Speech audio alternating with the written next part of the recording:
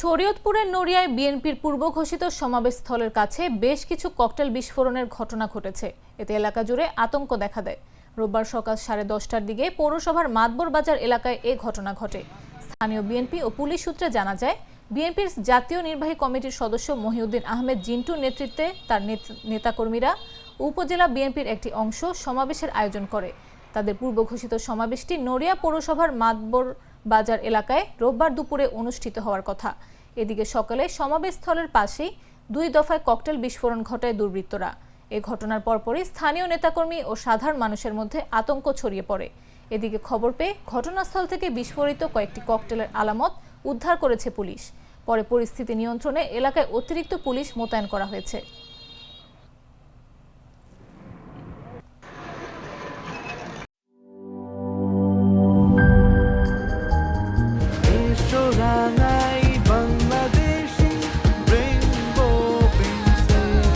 Rainbow Paints, ছড়াও জীবনের রং।